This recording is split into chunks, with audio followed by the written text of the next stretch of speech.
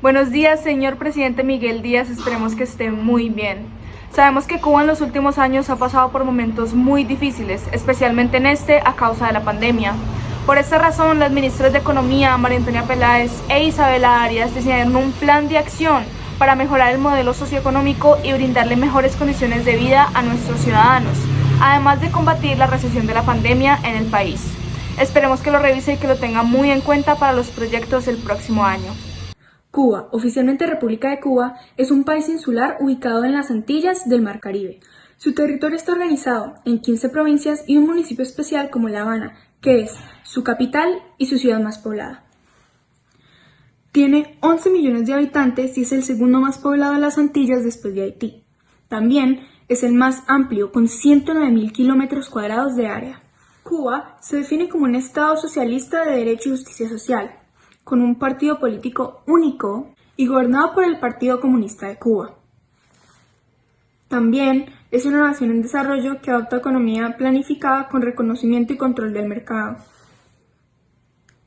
Por otro lado, ocupa el puesto 68 en Índice de Desarrollo Humano y el 6 en Latinoamérica.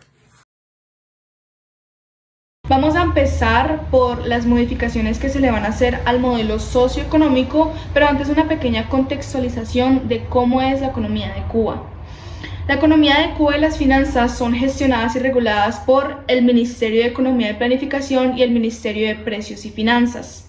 Desde 1962, el sistema político-económico de Cuba ha sido unipartidista, es decir, un solo partido, y estatista, es decir, el Estado puede intervenir en el mercado, con el marxismo-leninismo como ideología. Por otro lado, fue el primer país latinoamericano en adoptar una economía planificada, mediante la cual la producción y distribución de bienes, así como la fuerza de trabajo, fue centralizada y dirigida por el gobierno. Los tres primeros sectores económicos del país son regulados, gestionados y supervisados por los Ministerios de Agricultura, Minería, Energía, Industrias, Industria Alimentaria, Construcción y Turismo.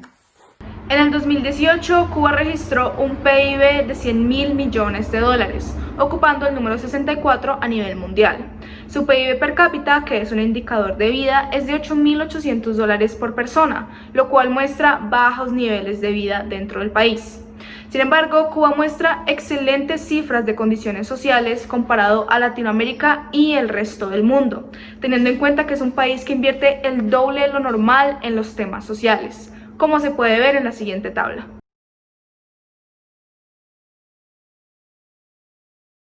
El problema de este país es su bajo nivel de desarrollo tecnológico y económico con respecto al resto del mundo.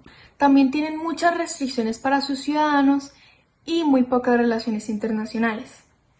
El siguiente plan de acción busca solucionar estas situaciones para que el país pueda prosperar económicamente y el nivel de vida de los ciudadanos también pueda mejorar.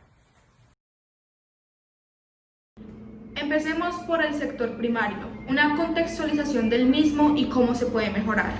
En el 2018, la agricultura y ganadería aportó un 3,7% al PIB, aunque emplea el 18% de la población.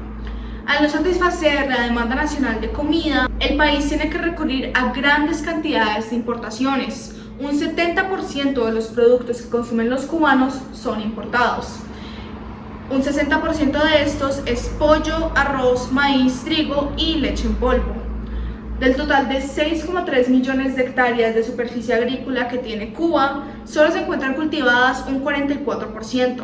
Otro 14% son para tierras ociosas y el resto son posibles tierras agrícolas que no se utilizan por diversas razones. Para estimular la producción y reducir las importaciones, se han llevado a cabo medidas como implementar impuestos a tierras ociosas que afectan al agricultor privado, la venta de herramientas agrarias a los campesinos y mejores condiciones de vida para los campesinos. Posiblemente, debido a estas medidas, la producción de agricultura no azucarera aumentó un 4,9% en 2016. Sin embargo, en 2017 y 2018 disminuyó un 1 y un 2,4% respectivamente. Para solucionar esto, primero se debe lograr una seguridad alimentaria dentro de Cuba. No es beneficioso que un país en vía de desarrollo tenga tan alto nivel de dependencia sobre las importaciones, ya que, según la Food and Agriculture Organization, o FAO, Primero, un fuerte crecimiento de las importaciones puede minar la producción nacional, que de otro modo sería viable con escasas oportunidades de encontrar usos alternativos para los recursos productivos. Y segundo, el crecimiento de los ingresos generados por las exportaciones y de las rentas puede ser insuficiente para sostener la gran cantidad de importaciones de alimentos si los precios aumentan significativamente, lo cual podría significar una crisis alimentaria dentro de Cuba. Por tanto, a pesar de que solo abarca el 3,7% del PIB del país, se debe estimular mucho el sector primario y la agricultura del mismo. Debemos incentivar la producción de las principales importaciones en vez de las principales exportaciones. Para esto se debe 1.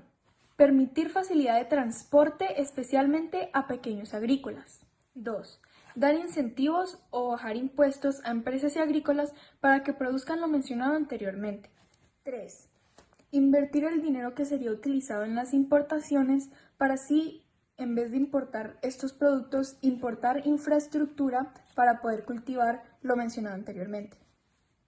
4. Permitir educación agrícola a pequeñas empresas y empresarios. 5. Promover la compra a pequeñas empresas en la población. Y 6. Relacionarse con el Programa Especial de Seguridad Alimentaria de la FAO. Esta transición se debe hacer gradualmente. Primero, exponer los incentivos a las empresas y empresarios y seguir con el mismo nivel de importaciones. Incluso se puede invertir más en estas para que hayan reservas de comida por si acaso. Cuando se vea un porcentaje de cambio en los cultivos, se pueden ir disminuyendo las importaciones. El propósito final es disminuirlas para el final del año 2021 en un 25%, y si se puede, más preferiblemente.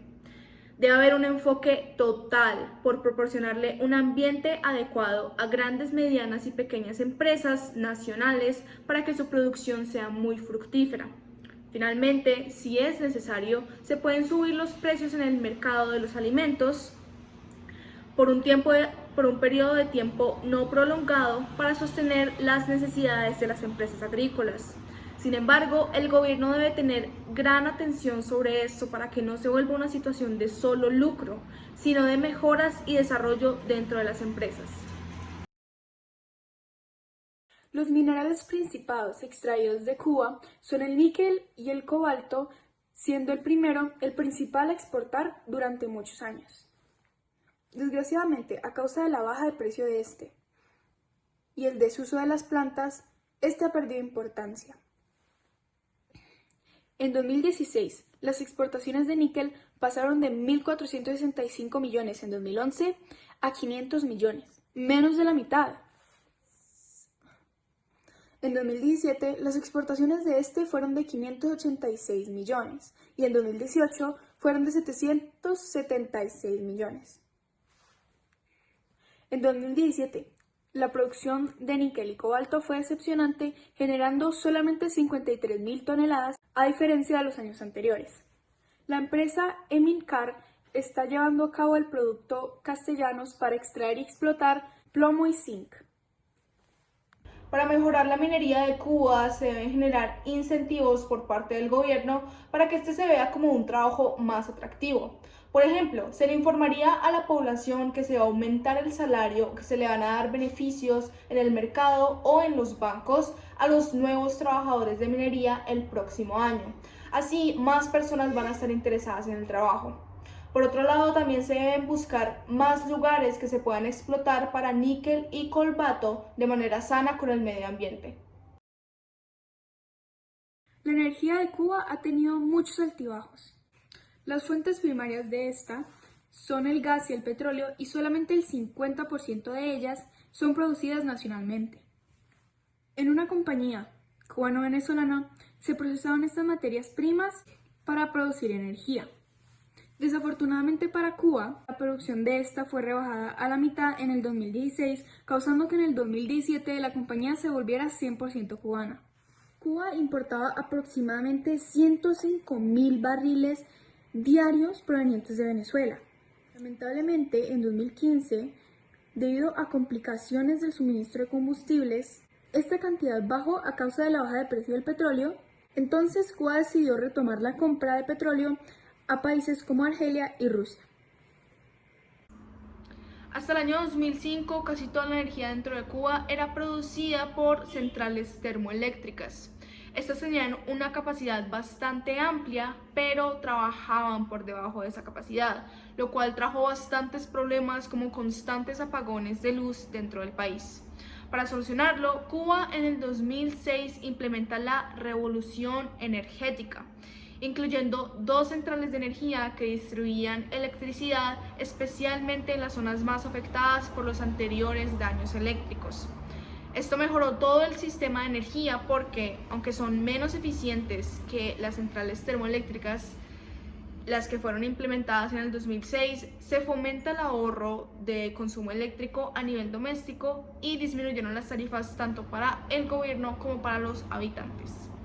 Se planea que para finales del 2020 la cantidad de energía renovable en Cuba sea del 6,5%. Actualmente está por debajo del 5% y se planea que para el 2030 esté por encima del 24%. Nuestra propuesta es que para mejorar la energía en Cuba subamos este 24% a un 30%. Para lograr esto, se pueden dar incentivos a la población para que decidan usar este tipo de energía. Los incentivos pueden llegar a ser de baja impuestos a mercados. Esto no solamente es bueno para el medio ambiente, sino que también es bueno para la economía de Cuba, depender de cosas que ya tienen en vez de depender de cosas que deben importar. En los 90, la construcción fue uno de los sectores más importantes para Cuba. Durante esta década se centraron mayormente en salud, educación, viviendas y turismo. Además, las importaciones eran cruciales, ya que no había suficientes materiales para llevar a cabo los proyectos. En 2006 se introdujo un proyecto para construir viviendas, pero no fue llevado a cabo hasta el 2018.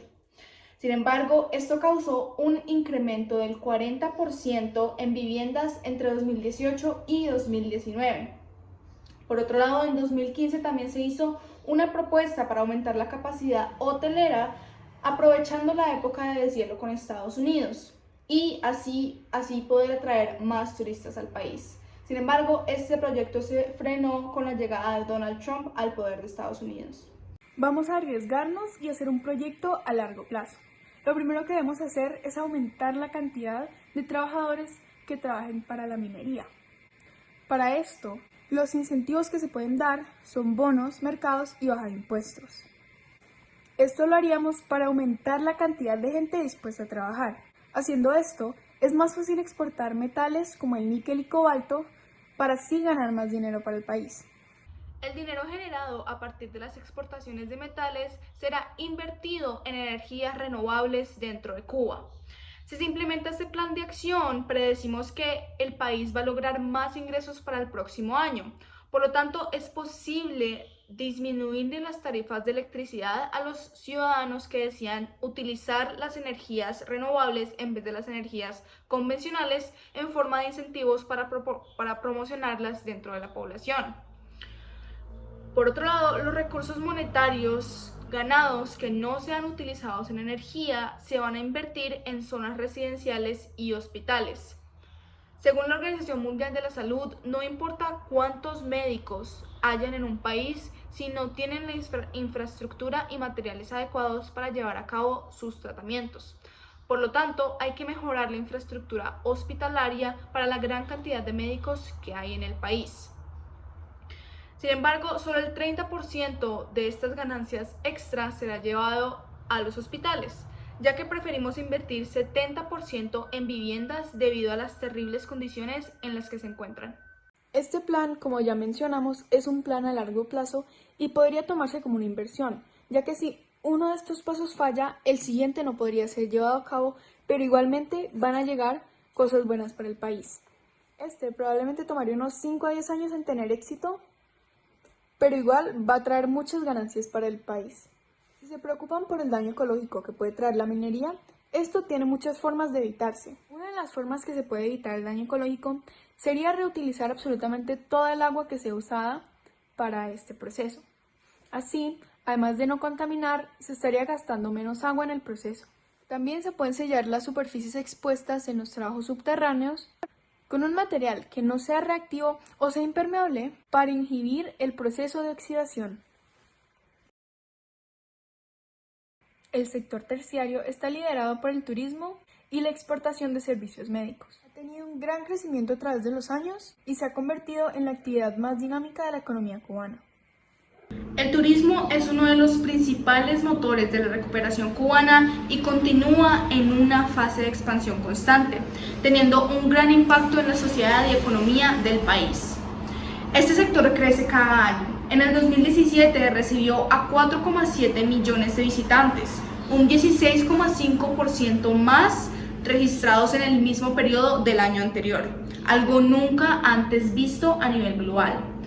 Pese a haber alcanzado una cifra récord internacionalmente, en los últimos meses de 2017 y todo el 2018 hubo una disminución de turistas, posiblemente como consecuencias del huracán Irma y las tensiones con la administración de Estados Unidos en ese momento.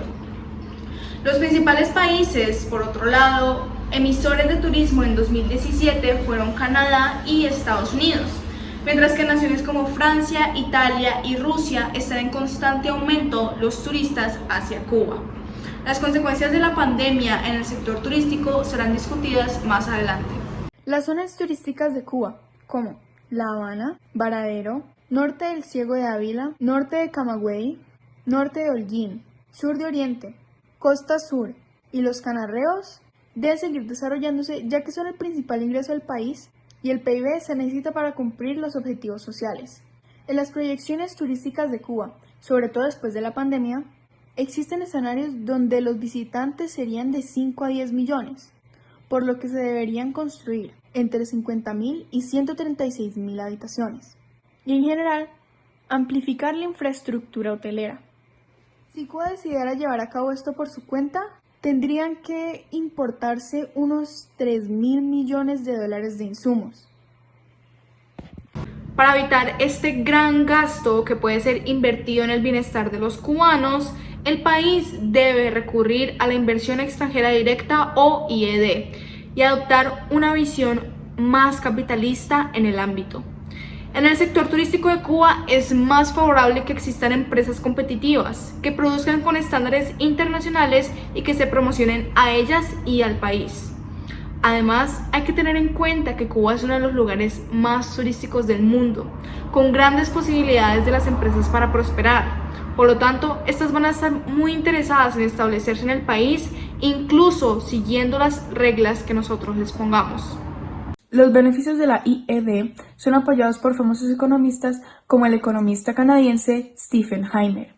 Su investigación se centró en la actividad de empresas multinacionales que trató en su tesis The International Operations of National Firms, A Story of Direct Foreign Investment, publicada en 1976.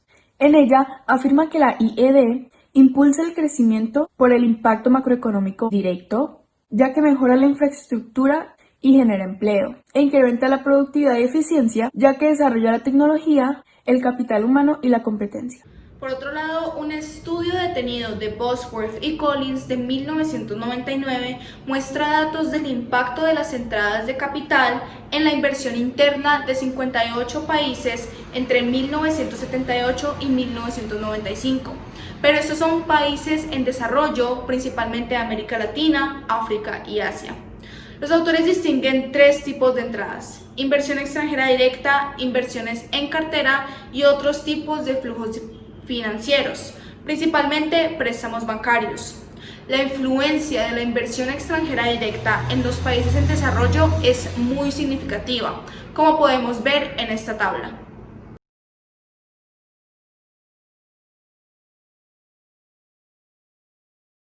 En este hilo de ideas, Cuba va a promocionarse entre sus aliados comerciales, China, España y Rusia, y sus principales emisores de turistas como un país abierto a la inversión extranjera directa dentro del sector turístico. Sin embargo, las empresas interesadas tendrán que seguir muy específicas regulaciones. Primero, acogerse al plan de protección del medio ambiente. Segundo, seguir a pie de letra las leyes laborales. Tercero, restricción del uso de cuentas bancarias dentro del país. Cuarto, control de precio de mercado por parte del gobierno. Quinto, restricción de permisos gubernamentales o policivos. Sexto, imposición de nuevos requisitos por parte del gobierno. Séptimo, toda importación debe ser hecha por las empresas y tendrá que pasar primero por el gobierno. Octavo, inhabilidad para mover activos dentro del país. El elemento común de estas restricciones es la acción gubernamental para reducir la habilidad del inversionista de realizar negocios altamente lucrativos dentro de la nación. Sin embargo, es importante tener en cuenta que la IED es importante en Cuba, ya que, entre otras razones, genera empleo, desarrolla tecnológicamente y permite la liberación del PIB para invertir en otros aspectos. Cuba tiene un sistema gratuito de atención sanitaria a la población cubana que ha estado en constante reforma desde la crisis económica. En cualquier caso, los parámetros sanitarios de Cuba, esperanza de vida, mortalidad infantil, entre otros, están entre los mejores de América Latina. Por otro lado, la exportación de médicos y personal sanitario, especialmente a Venezuela, generaba ingresos en divisas de 8.000 millones de dólares anuales por venta de estos servicios profesionales. Sin embargo, la cifra ha sido reducida en los últimos años a causa de la crisis venezolana.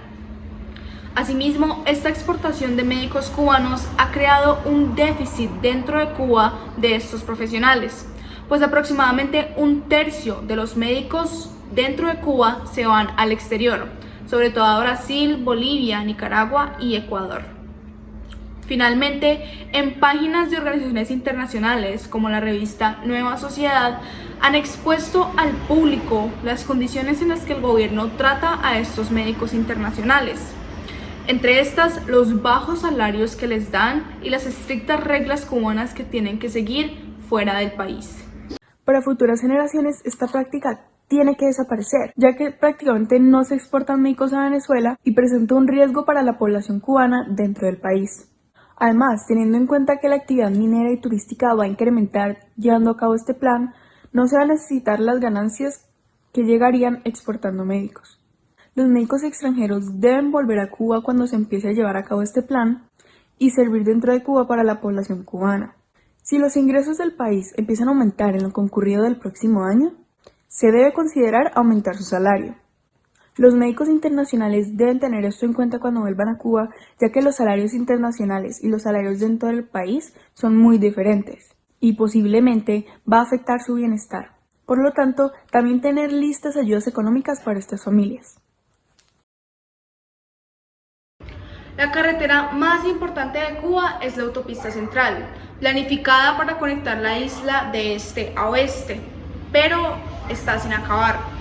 Asimismo, las condiciones viales son deficientes en cuanto a señalización y mantenimiento del firme. Estas circunstancias, junto con la circulación de vehículos de tracción animal y la carencia de señales luminosas, hace que sea peligrosa la circulación de noche. Por otro lado, se hicieron inversiones centradas en la compra de autobuses chinos, lo cual incrementó el número de pasajeros transportados anualmente. Sin embargo, hay falta de repuestos y obsolencia en los equipos, lo cual lastra y afecta al sector. Por otro lado, está en marcha un programa de mejora del ferrocarril de la ruta Habana-Santiago, con material chino y ruso del que se dieron avances en 2019. Esta ruta parecía haber desaparecido, pero se pusieron en funcionamiento 80 nuevos coches en los trenes nacionales, se rehabilitaron estaciones ferroviarias y se mejoraron los servicios de transporte en general.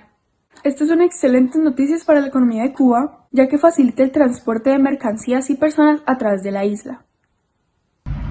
El transporte marítimo en Cuba es afectado por la ley de Torricelli de Estados Unidos, que implica que cualquier buque que toque puerto cubano no podrá tocar puerto norteamericano en 6 meses.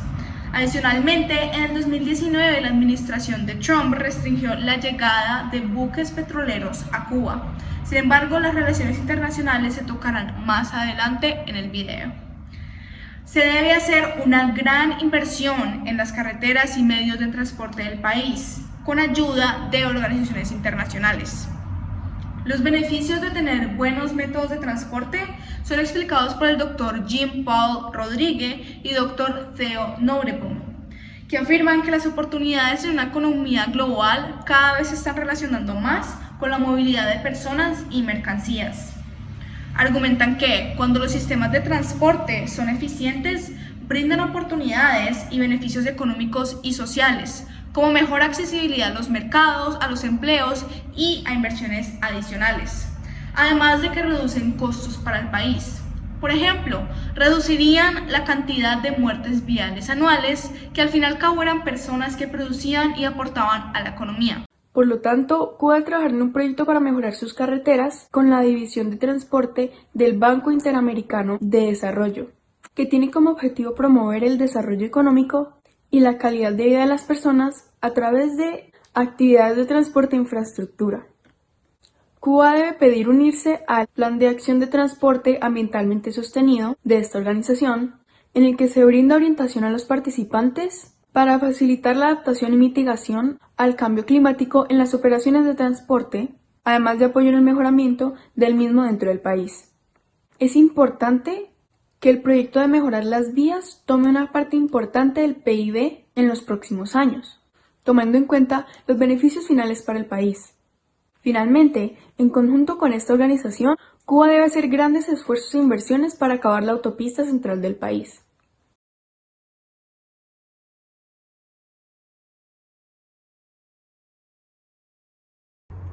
En esta tabla se pueden ver las principales exportaciones de Cuba anualmente. Seamos sinceros, con la intervención de la inversión extranjera directa en Cuba no va a ser necesario darle un gran enfoque a las exportaciones. Obviamente esto no significa que hay que pararlas completamente, pero primero, por ejemplo en el sector primario, hay que darle más enfoque a la seguridad alimentaria en vez de producir las principales exportaciones agrícolas. El enfoque de nuestras explotaciones va a estar en la minería, que va a ser potenciada, y en los cigarros, que es un gran porcentaje de estas anualmente. Se puede mantener el mismo nivel de producción de estos, pero la minería sí se va a incentivar más.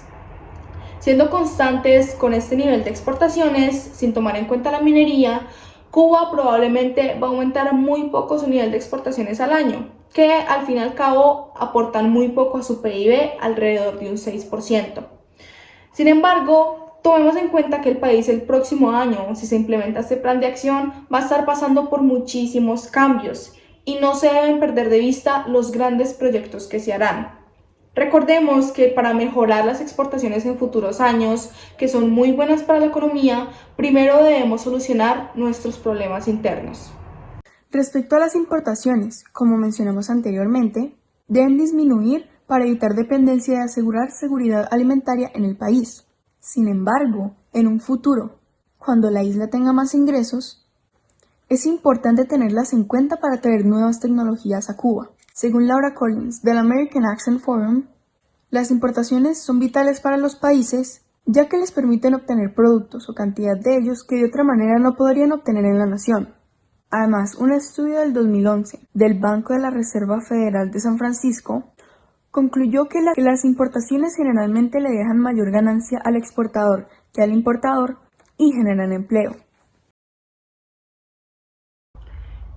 En el periodo comprendido entre 2009 y 2016, las remesas, que son el envío de recursos económicos de inmigrantes cubanos a sus familiares dentro del país, principalmente desde Estados Unidos, registraron un aumento de $2.000 millones en comparación al periodo anterior, que fue de 1993 a 2008.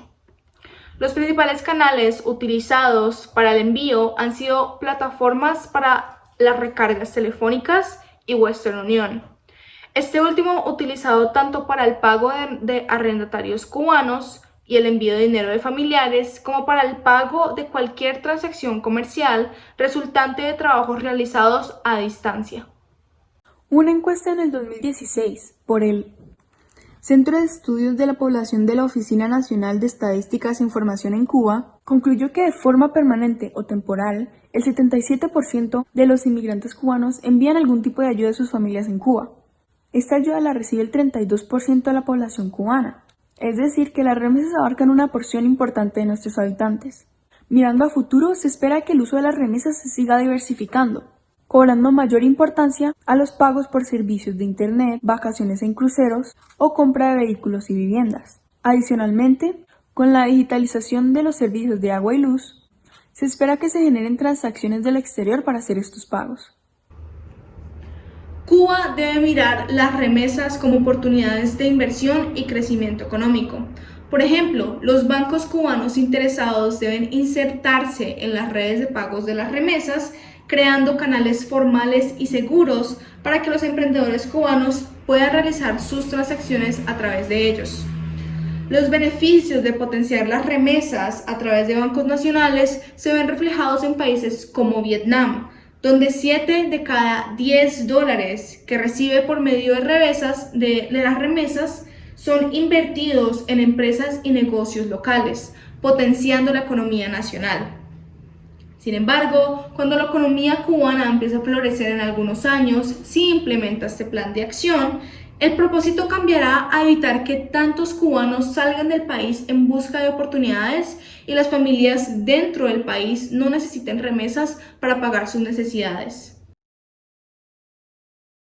Las relaciones diplomáticas entre Estados Unidos y Cuba no son las mejores, lo cual afecta a nuestro país a gran escala. Tras la Revolución Cubana de 1959 y el desastre de la Villa de Cochinos, los dos países rompieron relaciones internacionales. Y el 24 de marzo de 1962, John F. Kennedy impuso un embargo económico total a Cuba. Esto significa que son ilegales las relaciones comerciales entre empresas estadounidenses y las de sus aliados y Cuba. Esto limita por completo el comercio internacional de la isla. En su momento, esto casi no afectó a Cuba porque tenía relaciones con la Unión Soviética. Sin embargo, una década más tarde, la Guerra Fría acabó y la Unión Soviética con ella. En este llamado periodo especial, Cuba sufrió a gran escala. Los cortes de energía se hicieron más frecuentes, las fábricas cerraron y la escasez de suministro estaba a la orden del día. La economía del país se redujo a la mitad entre 1989 y 1992. Afortunadamente, durante el mandato del presidente Barack Obama, las relaciones diplomáticas entre ambos países fueron restablecidas en 2015 con la reapertura de la Embajada de Estados Unidos en La Habana y la reapertura de la Embajada de Cuba en Washington, D.C. En el segundo mandato del presidente, se restablecieron los viajes comerciales y los viajes de crucero entre los dos países. También se firmaron acuerdos en otras áreas como salud, medio ambiente, lucha contra el narcotráfico, trata de personas y telecomunicaciones. Pero hay luz al final del túnel. El próximo presidente electo para Estados Unidos es el demócrata Joe Biden, que dijo en una entrevista en abril con la cadena CBS 4 News. A una pregunta de si volvería a restaurar la política de acercamiento impulsada por Barack Obama con La Habana, la respuesta de Biden fue contundente. Yes, I would. In large part, I would go back. I'd still insist they keep the commitments they said they would make when we in fact set the policy in place.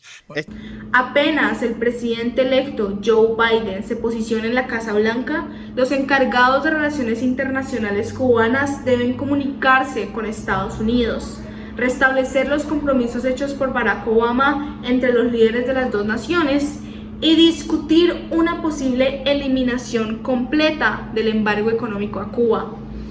Esto claramente va a tomar tiempo, pero avanzar poco a poco nos va a llevar a muy grandes resultados y la eliminación de este embargo económico es nuestro último y más importante propósito. Según Amnesty International o Amnistía Internacional en español, la eliminación del embargo económico en Cuba significaría acceso sin limitaciones a recursos hospitalarios, ciencias y medicinas que pueden mejorar la calidad de vida de nuestros habitantes, además de nuevas tecnologías que promoverían el desarrollo económico en la isla y en general sería una apertura del mundo hacia Cuba, que poco a poco mejoraría su economía y bienestar de ciudadanos. Por otro lado, le sugiere al gobierno de Estados Unidos eliminar el embargo lo antes posible, siguiendo los siguientes protocolos, y estos protocolos deben ser presentados al gobierno de Estados Unidos por los representantes cubanos cuando Joe Biden llegue al poder. Primero, evitar su ley de comercio con el enemigo respecto a Cuba. Segundo, dar instrucciones al Departamento de Tesoro y a otros organismos pertinentes que hacen cumplir las restricciones de exportación a Cuba para que permitan a todas las agencias de la ONU que operan en Cuba acceso inmediato y sin restricciones al mercado estadounidense y las instituciones financieras, y para que se aseguren que las exportaciones y transferencias de materiales, equipo y otros recursos puedan llevarse a cabo sin restricciones indebidas.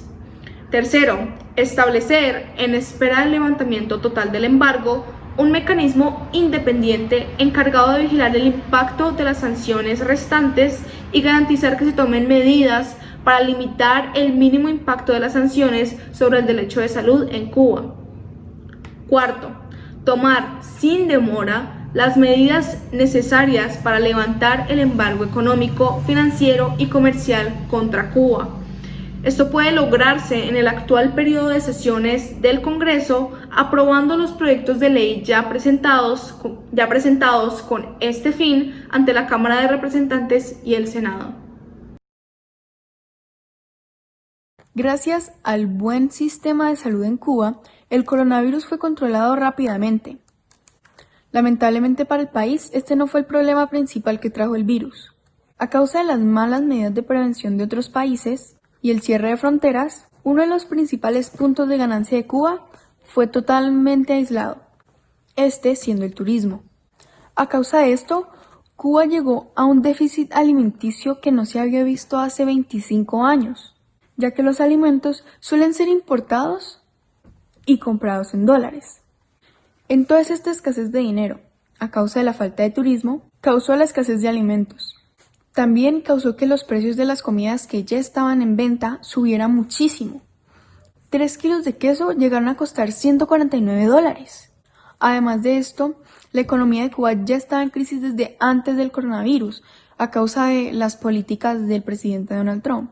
A causa de esto, Cuba dejó de recibir importaciones de petróleo de Venezuela y hubo muchos menos vuelos comerciales provenientes de Estados Unidos.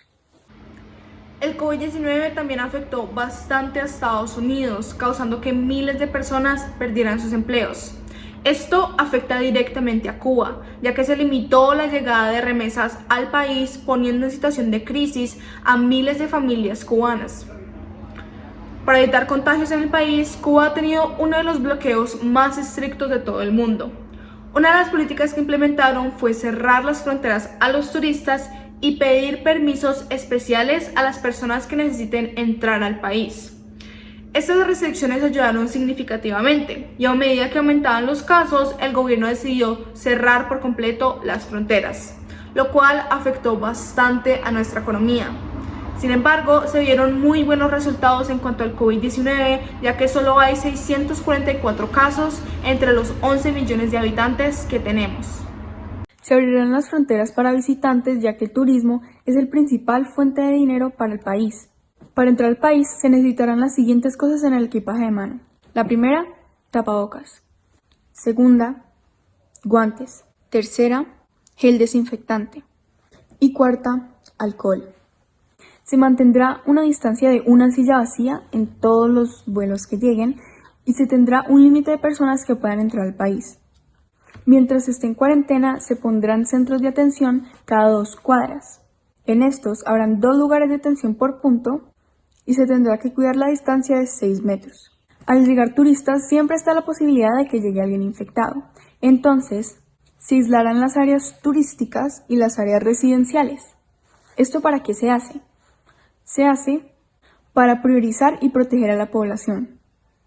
Y por último, se debe traer un certificado médico que diga que no tienen coronavirus.